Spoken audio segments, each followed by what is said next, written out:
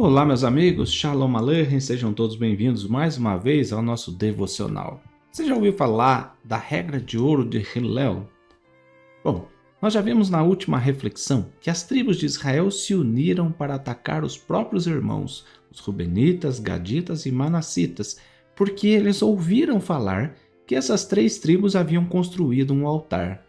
O texto de Josué capítulo 22 nos mostra com detalhes todo o conflito e traz para nós oportunidades preciosas para aprendermos a não emitir julgamentos precipitados sobre a vida das pessoas.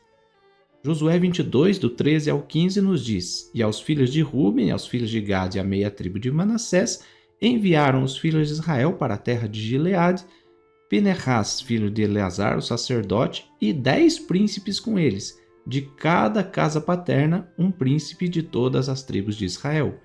E cada um era cabeça da casa de seus pais entre os grupos de milhares de Israel. Indo eles aos filhos de Ruben, aos filhos de Gad e à meia tribo de Manassés, a terra de Gileade, falaram-lhes dizendo...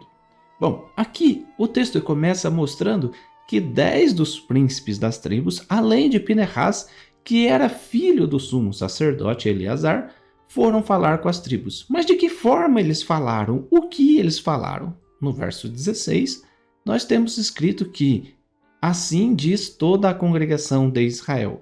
Ou seja, eles vieram como representantes do povo. Que infidelidade é esta que cometestes contra o Deus de Israel, deixando hoje de seguir o Senhor, edificando-vos um altar para vos rebelardes contra o Senhor? Aqui devemos nos lembrar que esta era a primeira vez que as tribos de Israel, já de posse de seus territórios, visitam o território do outro lado do Jordão, que pertencia justamente a essas 2 tribos e meia.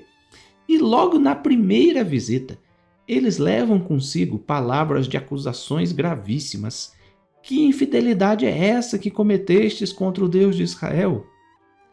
Lembremos que eles foram com acusações porque ouviram falar que tinham erguido um altar. E isso rapidamente se transforma numa acusação gravíssima. Nosso mundo é cheio de falsos julgamentos, de pretensos justiceiros, de defensores da moral e dos bons costumes, mas que estes mesmos carregam grandes fardos de pecados. E isso aconteceu com o próprio povo. Veja, no verso 17 nós temos escrito: Acaso não nos bastou a iniquidade de Peor, de que até hoje não estamos ainda purificados, posto que houve praga na congregação do Senhor? Como pode alguém que confessa nem sequer ter se purificado de um pecado ficar apontando o dedo e acusando o outro? Na verdade, é justamente nessa posição que a maioria de nós se encontra hoje, com uma vida imperfeita, ainda aprendendo a corrigir os nossos erros através da Teshuvá, mas já prontos para apontar para o outro como sendo um grande pecador. Rabi Yeshua nos deu uma lição com duras palavras sobre o julgamento alheio. Ele disse lá em Mateus 7, versículos 3 ao 5, Por que vês tu o argueiro no olho do teu irmão, porém não reparas na trave que está no teu próprio? Ou como dirá teu irmão, deixa-me tirar o argueiro do teu olho quando tens a trave no teu? Hipócrita, tira primeiro a trave do teu olho, e então verás claramente para tirar o argueiro do olho do teu irmão.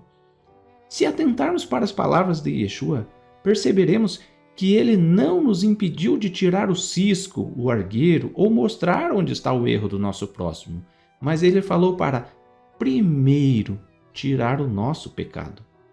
Eis aí um grande e precioso ensino. Antes de amar o próximo, ame a si mesmo. Antes de corrigir o próximo, corrija a si mesmo também. O grande sábio Hillel nos ensina algo semelhante naquilo que ficou conhecido justamente como a regra de ouro do judaísmo. Não faças aos outros o que não queres que te façam. Esta é toda a Torá, o resto é comentário, dizia ele. Nenhum de nós gostaria de ser injustamente acusado, ofendido ou ter nossos pecados apontados. Então por que ficarmos julgando a vida alheia? encerramos com um outro ensino precioso de Shaul HaShaliach, que está lá na carta aos irmãos de Éfeso, Efésios capítulo 4, versículo 29 ao 32. Não saia da vossa boca nenhuma palavra torpe, e sim unicamente a que for boa para edificação, conforme a necessidade. Isso se tiver necessidade. E assim transmita graça aos humildes. E não entristeçais ao Espírito de Deus, no qual fostes selados para o dia da redenção. Longe de vós toda amargura, e cólera, e ira, e gritaria, e blasfêmias, e bem assim toda malícia. Antes, sede uns para com os outros, benignos, compassivos, perdoando-vos uns aos outros, como também Deus, no Mashiach, vos perdoou. Sejamos benignos, compassivos e perdoadores, e nunca, jamais, acusadores da vida alheia. Assim, certamente nos sobrará diariamente ao menos 5 minutos para a nossa devoção a Deus. Shalom.